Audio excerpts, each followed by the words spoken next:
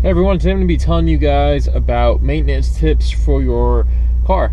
So I'm going to start off by making a quick point before I turn off this phone, and that is that maintaining your car doesn't always mean doing oil changes and stuff like that. It can also mean checking like your fuel content. Like right now I have running 85 in my car, so you can see with this app it shows I'm at 79.8-ish percent, so pretty much like 80% ethanol instead of it being true 85.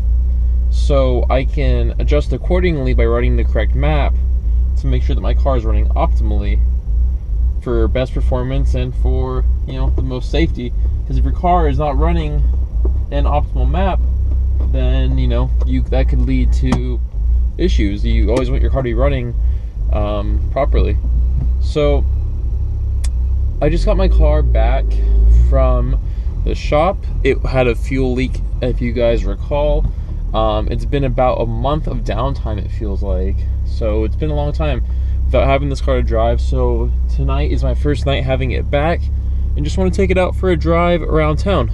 I figured I'd take the opportunity to educate you guys that are not aware already about maintaining your car, tips and maintenance like intervals, and also how different driving conditions such as like track driving and daily driving and just spirited weekend driving will come into play and affect the maintenance schedule, and also what kind of fluids and stuff you should be using. I like to do my drivetrain fluids every 10,000 miles in this car. I've always done it that way. Yesterday I did them a little bit early. I'm only at 19,300 miles and some change in this car now. So I did about 700 miles early. But I was down at the shop, so I figured why not? I don't want to make another drive down. And it's better to do them earlier rather than later. If you go a few miles over on your maintenance schedule, like even a few hundred miles, I'd say you'd be alright.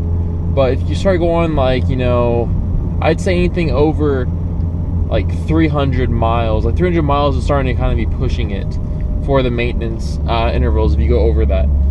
But, maintaining your car all comes down to cost, and also if you do your own maintenance is going to perform or play a huge role in how often you're going to probably be maintaining your car. I do a lot of my own maintenance that I feel comfortable doing. Personally, I don't like to mess with the drivetrain fluids myself just because it can get kind of messy, and having lips makes it a ton easier to have the car be level. And also, if you don't fill up like things like your differential and your T-case in the EVO 10, for example, perfectly, then that can cause them to blow and have some issues, which that's kind of the case for any car, but the T-case especially it can be a little bit tricky to fill up in these cars. That's actually, I would argue, one of the number one causes for blown T-cases is that people improperly fill them. So I think they're driving around with full liquid, but they're almost empty. So just to begin, the most basic thing is oil changes. People ask me all the time what kind of oil I run and how often I change it. I usually say either 3,000 miles is when you should change your oil, every 3,000 miles, or go by months. I'd say either 3,000 miles or every 3 months. So if you kind of have your car is not like a daily driver and just kind of sits a lot, and you're just taking it out here and there like on the weekends or whatever, you're not going to put on 3,000 miles most likely in less than 3 months. So you're going to probably want to be changing your oil more frequently, because oil, if it just sits and you just do lots of cold starts on your car and you just move it like small distances, that can create some sludge in the oil, which obviously you don't want. And plus, in most cars, oil changes are pretty cheap, so I consider them to be relatively cheap insurance for your motor. The oil is like the bloodline of your motor, so it's good to keep it fresh and keep it new. Some people do it like every 1,500 miles, which I think is a bit overkill. I'd say 2,000 is even kind of pushing it, but it also depends on how hard you drive the car during those miles. If you're driving your car like super, super hard, maybe doing it every 2,000 wouldn't be a bad idea. But you can also tell by how your oil looks. There's a lot of carbon in there, and it's kind of like really, really dark. It looks kind of like chocolate or like dark coffee. Then you should probably change your oil. But if it still has like a brownish tint to it, you're probably all right. So there's no cookie cutter formula for when you should change your oil exactly. Just, you know, I'd say depending on how much oil your car consumes and by how hard you drive the car. Now, for my M3, whenever I track it, I usually change the oil after every track day or after every 2 track days, just because the car is pretty much going wide open throttle all day long for probably, you know, 3 hours in that day. You know, each session is around 20 minutes. So you want to be a little bit more conscientious of that. But, you know, if you're just daily in the car, you should be all right. So on to what kind of oil do you use. That really is car specific because, for example, the EVO 10 calls for a 530 in the owner's manual, and they just, you know, they say Mobil 1 5W. Oh man. So even though I just did my fluids, it still is logging me out of gear. I just had a little mini grind. It's the worst feeling, grinding gears, especially when you have the clutch in. It's not your fault. But yeah, it depends on what kind of motor you run. So, like some cars, most cars take a 5W30, but I personally just switched my EVO to a 10W30. Valvoline VR1 synthetic racing oil is what I use in the car now, just because it has a lot more zinc in it. So it's better for cars that are more modified, because of, you know, emissions and stuff like that. That's what I've heard, at least. It could all be a bunch of, you know, like hype and just gimmicky. But, you know, I got it for a good sale price, so I didn't really mind switching. But prior to using the VR1, which I just started using like 2 oil changes ago, I was using just, you know, basic Valvoline Syn Power. It's like $15 for like 5 quarts of it over at Walmart. So it's a pretty cheap oil. So, I mean, my M3 on the other hand is a little bit more expensive to change the oil, so I'm not, you know, if I were daily driving that car, I wouldn't be as quick to change it. But just use an oil, you know, look on the forums, and it also depends on if your car burns oil. If your car is burning oil, you might want to bump it up to a little bit thicker weight. But I am a believer in not just jumping from like a thin, like a 530 to like a 2050, for example. Like I think you should gradually increase the oil weight over the course of a few months, so the motor can kind of get used to it a little bit and not be shocked. I don't know, it sounds kind of stupid when you say it, but I don't know, I just think that just kind of shocking the motor, like it's used to running a 530 and then you just throw a way heavier oil in there, it might just be kind of like freaking out a little bit. But yeah, so just look around on forums too and see what kind of oil lots of people like. I know liquid moly is popular for BMWs and Castrol. So just look around and, you know, do some research and see what kind of motor oil people that own your car like to run as well. So for the drivetrain fluids, I already mentioned that I do them every 10,000 miles, and I do that because, especially if you're racing your car and stuff like that, you know, even though, like for me, it cost me $250 to do all of my drivetrain fluids, excluding the oil change, including the fluids and the labor. So $250 out the door, and I have all new fluids. I washed the fluids drain out of the car, and they weren't incredibly dirty, but they were dirty enough to where it would warrant a change. So that's what I mean. Just like, depending on how hard you drive the car, it's cheap insurance, guys. You're gonna buy this expensive $35,000, $40,000 EVO or whatever you're driving, and you're gonna skimp out and not put $250 into maintaining the car so that it'll keep performing optimally. Because if you put off maintenance, you know, like owner's manual calls for like 30,000 miles for the drivetrain fluids, but it's always been, you know, a belief of mine and recommended to me by other enthusiasts that just change them earlier, keep the fluid clean so you're not just circulating dirty fluid, you know, through your different components like the diff and stuff, because having dirty or low fluid can cause them to have some issues over time. So it's just really cheap insurance is the bottom line. You know, maintenance is key to keeping your car running well. That and just having some common sense with how you drive it, just that'll keep your car running well. Just don't drive it sensibly, but enjoy it. And also just, you know, do your oil changes and do your fluid changes.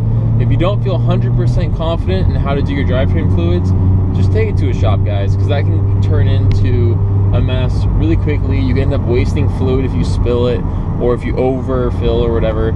So just take it to a shop if you're not 100% sure, or if you don't feel comfortable with it, or if you don't have the right tools, because it's like I said, it can turn into a headache really quickly, and you'll be kicking yourself for not just taking it to a professional to begin with. I mentioned there's other components in maintaining the car other than just like fluids and stuff. I mentioned earlier about the 85 content, reader. That's not 100% sure, but even before I had the actual flex fuel sensor, I was still testing my E85 before I'd put it in the car, just so I had a ballpark estimate of what kind of ethanol content I was running, because those testers aren't 100% accurate, and everybody, it can be user error as well, but just having an idea of, what level ethanol you're running, I think is smart, because if you have like a really bad batch, you might know, okay, I'm gonna either not put this in the car, or I'm just gonna run the car a little bit easier on this tank of fuel, because running, like an E60, which you're not legally supposed to be able to give you, or having like a diluted fuel, like if you're mixing between, if you're switching over from like 91 to 85 or something like that, it can cause your fuel mixture to be off, and you can have like an E30 or E40 or something weird like that, which would cause your car to not run right, especially if you don't watch your gauges. Which leads me into my next point, which is getting some good gauges for your car. You can see here I have these three gauges. I have my wideband gauge, my boost gauge, and my oil pressure gauge. It's kind of a tough choice choosing gauges, but I would say that arguably the wideband gauge is your most important gauge. That's why I have it on the top. It's the easiest for me to see just at a quick glance, because your wideband gauge is everything. Your air-fuel ratio, wideband, whatever you want to call it.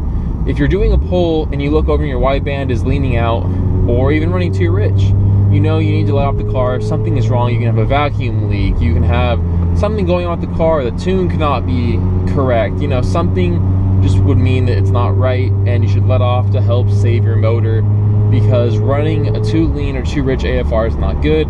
If you run super like stupid rich, you could melt a piston. If you run too lean, you could blow your motor, among a bunch of other things.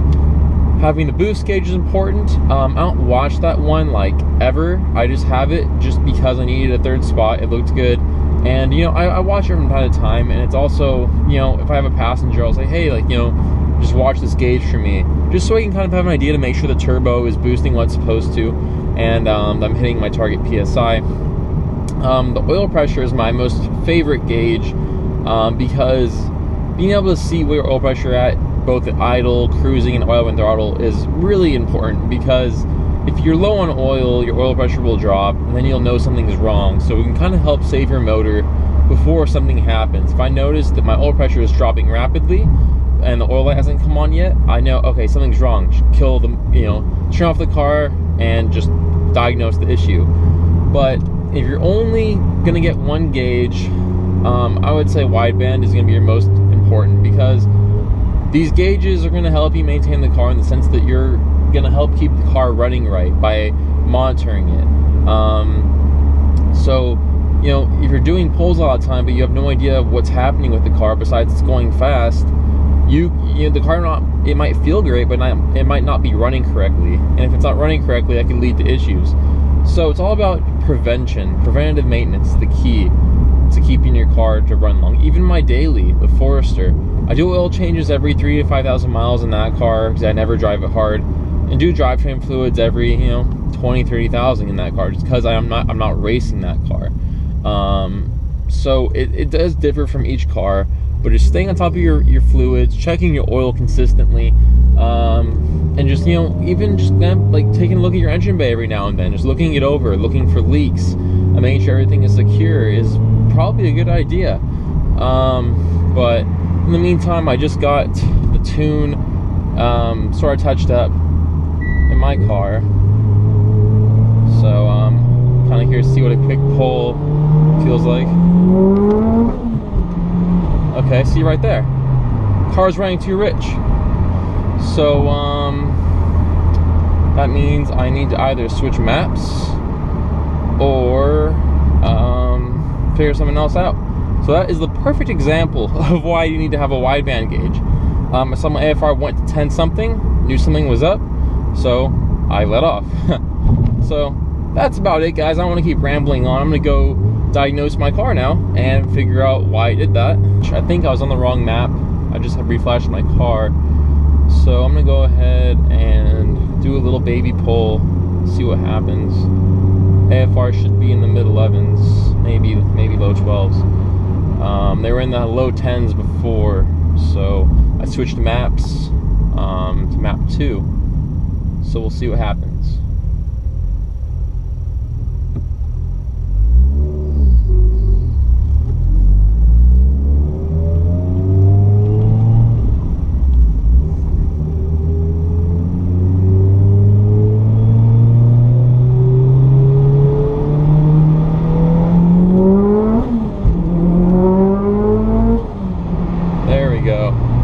It was a short pull because, man, I haven't done a pull in this thing in a while, and that was fast, I gotta tell you.